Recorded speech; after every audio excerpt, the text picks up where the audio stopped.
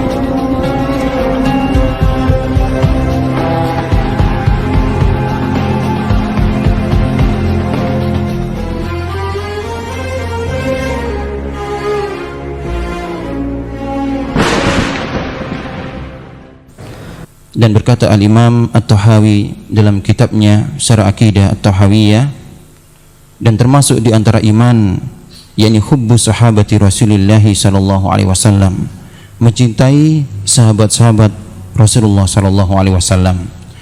Adapun tokoh dari para sahabat yang hari ini kita akan baca beberapa kisahnya adalah Abu Ayyub Al-Ansari. Abu Ayyub Al-Ansari radhiyallahu anhu. Beliau adalah bernama Khalid ibnu Zaid ibnu Kulaibin. Khalid ibnu Zaid ibnu Kulaibin dari Bani Najjar, dan dari menunjukkan beliau ini dari asli orang-orang Yasrib ataupun orang Madinah.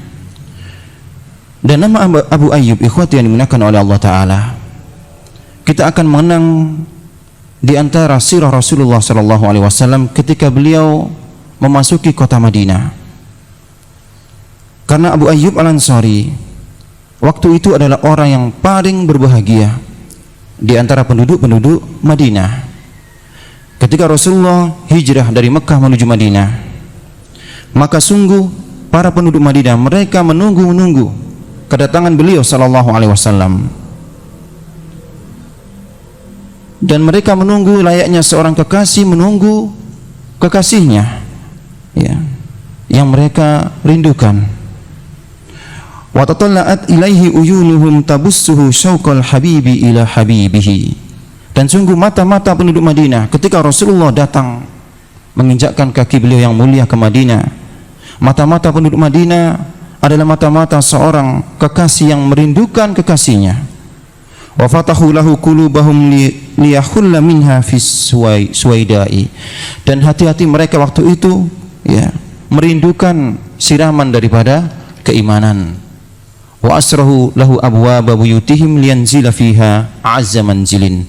Dan ketika Rasulullah datang ke Madinah, maka seluruh penduduk Madinah, baik yang miskin ataupun yang kaya, mereka membuka pintu-pintu mereka, berharap-harap cemas, ya, agar mereka termasuk orang yang paling mulia waktu itu ketika rumah mereka didatangi oleh Rasulullah.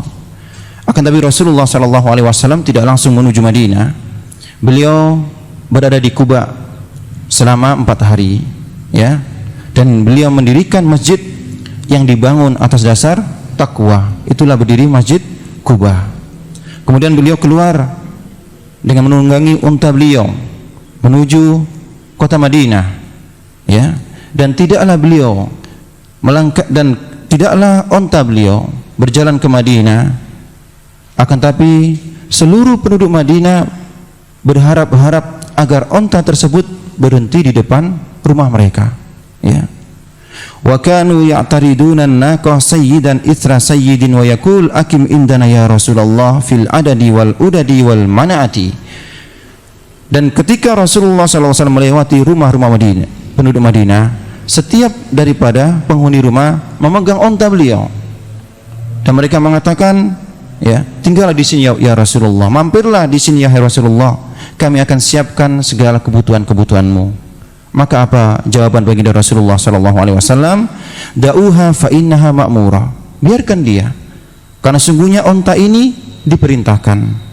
Allah Ta'ala yang memerintahkan di mana dia akan nanti berhenti. Ya. Naam. Wa tadallu annaqa tamdi ila ghayatiha tatba'u ahal uyunu. Dan unta ini terus berjalan. Sedangkan mata-mata penduduk Madinah melihat, ya, mencermati. Dan setiap rumah yang dilewati oleh unta beliau, maka bersedihlah penghuni rumahnya karena rumahnya tidak disinggahi Rasulullah. Dan sedangkan yang lainnya berharap-harap, ya, dialah menjadi orang yang berbahagia waktu itu. Subhanallah. Naam. Kemudian ikhwati yang dimuliakan oleh Allah Ta'ala, akhirnya, ya, unta terus berjalan dan berhenti di suatu perkarangan ataupun di suatu tanah kosong, ya, milik Bani Najjar, yang kebetulan Abu Ayyub Al-Ansari, rumah beliau di depannya, ya, rumah beliau di depannya, di depan daripada tanah kosong tersebut milik keluarga Bani Najjar. Tentunya ini merupakan suatu kebahagiaan tersendiri bagi Abu Ayyub Al-Ansari, ya. Dan unta tersebut tidak langsung berhenti. Dia berhenti sebentar, kemudian Rasulullah tidak turun, ya. Kemudian unta tersebut berdiri lagi, berjalan lagi, ya. Dan Rasulullah melepaskan tali kekang daripada unta tersebut. Akhirnya unta tadi kembali ke posisi semula, menderum, berhenti di tempat tersebut. Maka sungguh ini merupakan kebahagiaan Abu Ayyub dan keluarganya. Dia langsung menyambut Rasulullah, langsung mengambil daripada bawaan Rasulullah, barang-barang bawaan Rasulullah, dan berkata Abu Ayyub, wa ka'annama yahmilu kunuzad dunya kullaha. Ketika Abu Ayyub Al-Ansari, ya, membantu Rasulullah mengambil barang bawaan beliau, sungguh seolah-olah dia membawa perhiasan seluruh daripada dunia. Wa madha bihi ila baitihi. Maka sejak saat itu Rasulullah SAW tinggal di rumah Abu Ayyub sembari menunggu rumah beliau dan masjid Rasulullah dibangun, ya. Subhanallah. Naam. Ikhwati yang dimuliakan oleh Allah SWT, adalah Abu Ayyub memiliki rumah dua tingkat. Dan tingkat rumah waktu itu tentunya berbeda dengan rumah-rumah sekarang. Terbuat daripada kayu-kayu, ya, yang terbuat daripada kayu-kayu kurma. Dan Abu Ayyub sengaja mengkosongkan lantai dua, ya, lantai dua daripada rumahnya untuk Rasulullah SAW tinggal sementara di situ sambil menunggu rumah beliau dibangun. Akan tapi Nabi SAW memilih lantai dasar, lantai bawah, yang ini akan menjadi suatu masalah bagi Abu Ayyub Al-Ansari. Karena Rasulullah yang memilih, maka Abu Ayyub sam'an wa ta'atan, patuh dan menerima. Ini pilihan Rasulullah, ya. Kemudian ini malam pertama Rasulullah di rumah Abu Ayyub. Walam aqbala lailu wa awa ar-rasul sallallahu alaihi ila firasyi. Dan ketika malam hari Rasulullah sudah, ya, hendak beristirahat di tempat tidurnya dari perjalanan yang jauh, ya. Saida Abu Ayyub wa zawjuhu. Maka Abu Ayyub naik dan istrinya ke lantai dua, ya. Wa ma in aglaqa alaihi ma babaha hatta iltafata Abu Ayyub ila zaujatihi wa qala. Dan belum sempat Abu Ayyub menutup pintu di lantai kedua, Abu Ayyub berkata kepada istrinya, "Wahai haki, celaka kita. Mada sunana? Apa yang kita lakukan? Ya. Bagaimana kita di atas Rasulullah sedangkan Rasulullah di bawah kita? Kita di atas, Rasulullah di bawah kita. Kita melangkai Rasulullah sallallahu alaihi wasallam." Ini yang membuat Abu Ayyub dan istrinya, ya, gundah gulana. Nabi di bawah mereka, mereka di lantai dua atas pilihan Nabi. Dan berkata Abu Ayyub, "Anasiru bainan nabi wal wahyi."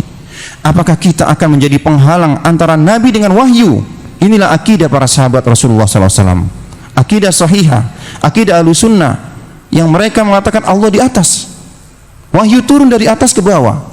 Abu Ayyub begitu sungkannya di rumah dia sendiri, ya.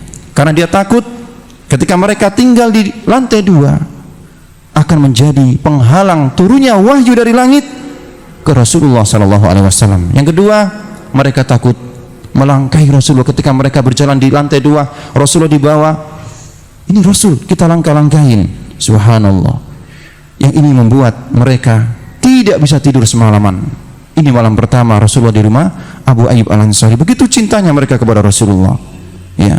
Akhirnya mereka bersepakat, Abu Ayyub dan istrinya ini, Abu Ayyub dan Ummu Ayyub Al-Ansari.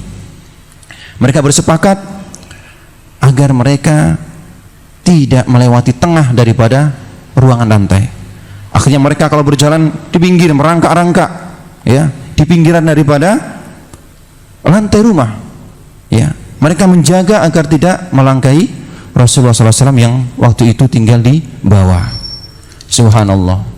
Falamma asbaha Abu Ayyub qala li Nabi SAW, ketika pagi harinya, ya, maka Abu Ayyub berkata kepada Rasulullah, wallahi ma aqbidu lana jafnun fi hadhihi laila la ana wala Ummu Ayyub.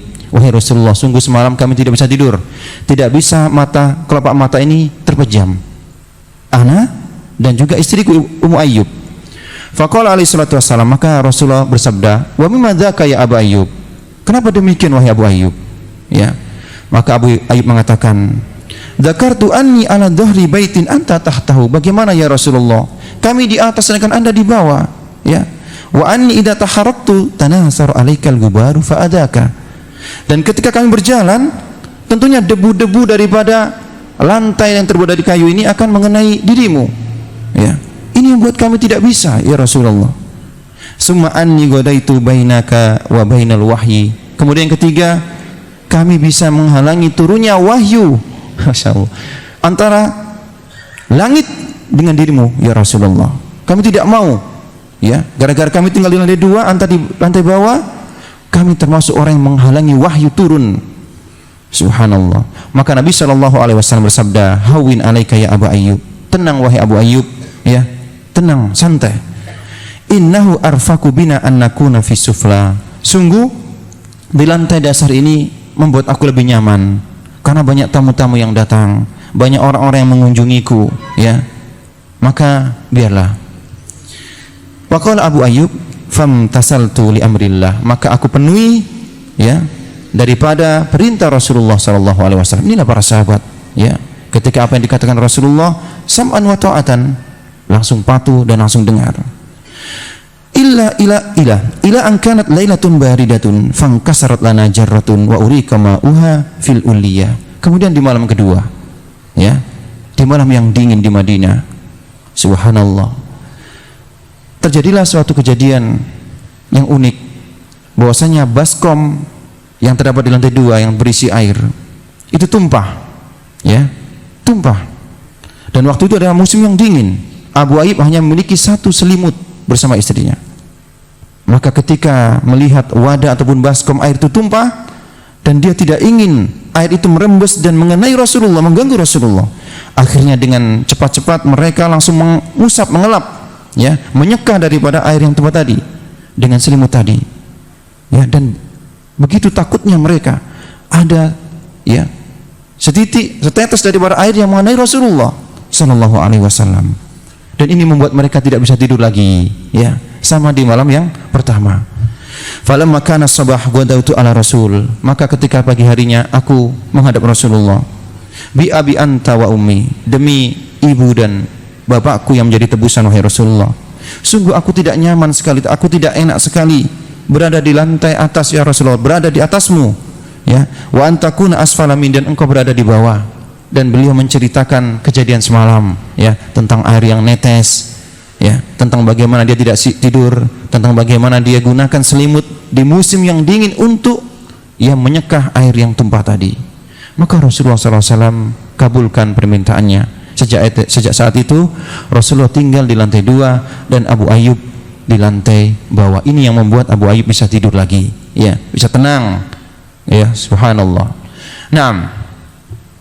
Maka Rasulullah SAW tinggal di rumah Abu Ayyub untuk sementara, ya, selama 7 bulan sampai pembangunan masjid dan pembangunan rumah-rumah beliau ya usai selesai. Jadi selama 7 bulan.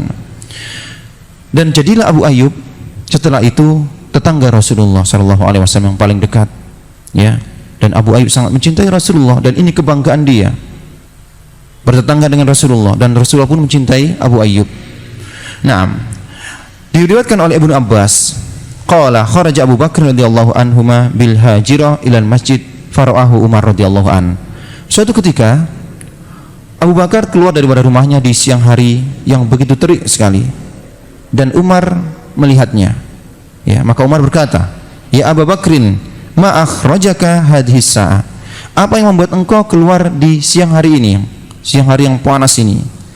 Berkata Abu Bakar, "Ma akhrajani illa ma ajidu min syiddatil ju'."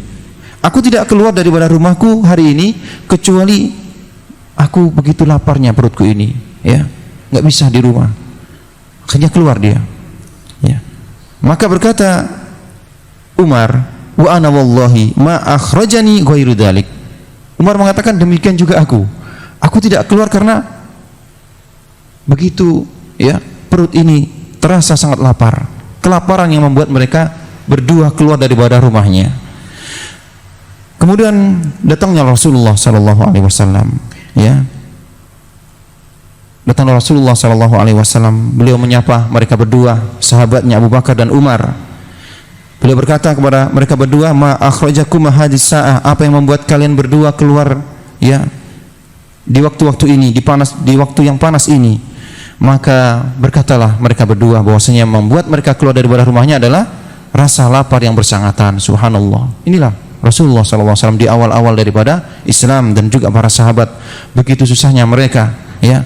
Begitu seringnya mereka merasakan lapar. Begitu seringnya mereka keluar daripada rumah mereka dikarenakan lapar, ya. Fantolaku fa'atau baba Abu Ayyub.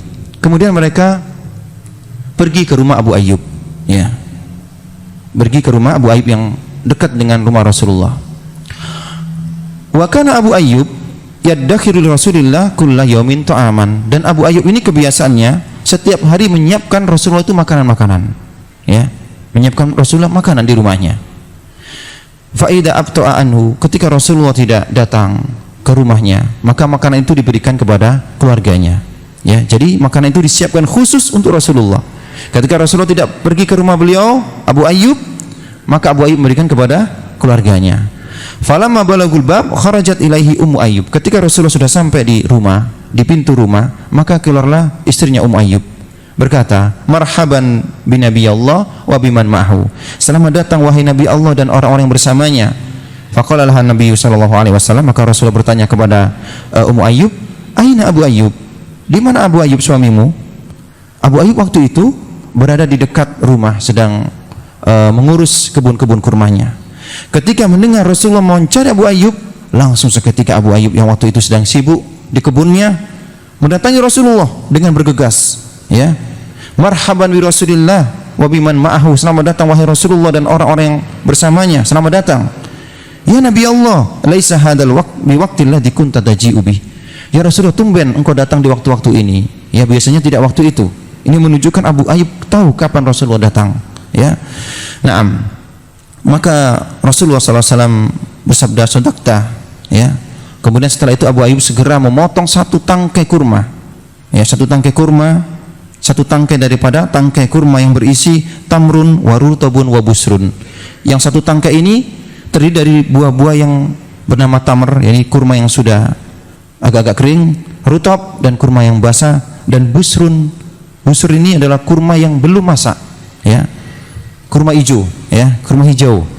Faqala alaihi salatu wassalam, maka Rasulullah ketika dihadapkan kurma satu tangkai tersebut, ya, berkata kepada Abu Ayyub, "Wahai Abu Ayyub, kenapa engkau tidak memetik beberapa kurma saja, ya? Kenapa engkau harus potong semuanya?" Maka berkata Abu Ayyub, "Ya Rasulullah, ahbabtu an ta'kula min tamrihi wa rutabihi wa busrihi wal adbahanna laka aidon." Ya Rasul, aku ingin engkau memakan semuanya ini, ya, baik tamarnya, rutobnya ataupun busernya, dan aku akan sembelikan sembelian untukmu. Subhanallah. Maka Rasulullah berpesan kepadanya, "Indabahta fala tadbahanna zatal laban." Kalau engkau menyembeli, jangan sembeli hewan yang dia itu ada susunya, ya, yang menyusui maksudnya. Fa akhadha Abu Ayyub jadyan fadabaha, maka Abu Ayyub yang menyembelih jadak. Jadian ini yakni kambing yang berumur 1 tahun, ya. Summa qala li imraati, maka dia berkata kepada istrinya, ya, masak ini, ya, kambing ini, kemudian buatlah adonan, ya, buatlah roti. Maka Rasulullah sallallahu alaihi wasallam dihidangkan makanan tersebut dan beliau memotong ataupun mengambil, ya, bagian daripada daging dan juga roti dan berkata kepada Abu Ayyub, ya Abu Ayyub, badir hadil kit'ah ila Fatimah, wahai Abu Ayyub, tolong berikan ini kepada Fatimah, anak beliau, ya. Fa innaha lam tusib mislah hada mundu ayyam, sungguh dia, ya, hari-hari ini tidak ada makanan bersamanya. Subhanallah, ya. Jadi Rasulullah ingat putrinya Fatimah, ya. Falamma akalu wa sabiu qala Nabi sallallahu alaihi wasallam, ketika mereka sudah makan dan mereka sudah kenyang, maka Rasulullah berkata, khubzun wa lahmun wa tamrun wa busrun wa rutabun, ya, sungguh roti ini, daging ini, tamar ini, rutab ini dan busur ini. Kemudian beliau berlinangan air mata dan mengatakan, walladzi nafsi biyadihi inna hadha huwan naimul ladzi tus'aluna anhu yaumil qiyamah, sungguh demi yang jiwa Muhammad berada di tangannya, demi Allah, sungguh yang kita makan ini, semua yang kita makan nanti akan ditanyakan oleh Allah nanti di hari kiamat. Akan ditanyakan, fa idza asabtum misla hadhihi, ketika engkau mendapatkan ini semua, sebelum kalian makan bacalah bismillah, dan ketika selesai ucapkan alhamdulillahilladzi huwa asba'ana wa an'ama alaina fa'afdal, ucapkan bacaan alhamdulillah yang telah mengenyangkan kami dan memberikan kelebihan bagi kami. Nah, tidaklah Rasulullah SAW diberikan sesuatu oleh seseorang, pasti Rasulullah akan balas dengan yang lebih baik, ya. Maka Rasulullah minta kepada Abu Ayyub untuk datang esok harinya. Abu Ayyub, besok datang ke rumahku. Akan tapi Abu Ayyub tidak mendengar, ya. Abu Ayyub tidak datang. Akhirnya Umar yang mengingatkan, wahai Abu Ayyub, sungguh Rasulullah kemarin meminta engkau datang ke rumahnya.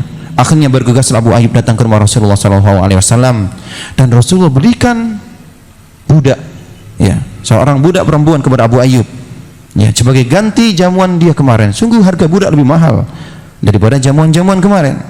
Subhanallah. Dan ini membuat Abu Ayyub menjadi sungkan sekali, ya.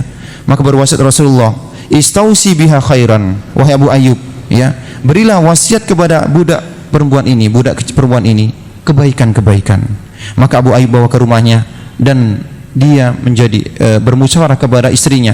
Rasulullah memberikan kita ini. Kaget istrinya, subhanallah, Rasulullah berikan kita seorang budak, ya. Dan Rasulullah tidak hanya berikan budak ini, akan tapi Rasulullah berwasiat agar kita, ya, berlaku baik kepada orang ini, berwasiat baikkan kepada anak ini, budak ini.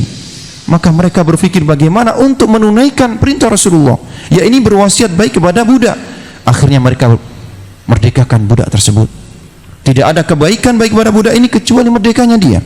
Akhirnya dimerdekakan. Subhanallah. Inilah ikhwati yang dimuliakan oleh Allah Subhanahu wa taala, bagaimana para sahabat, bagaimana mereka berusaha untuk menunaikan sunnah Rasulullah, menunaikan perintah Rasulullah sallallahu alaihi wasallam.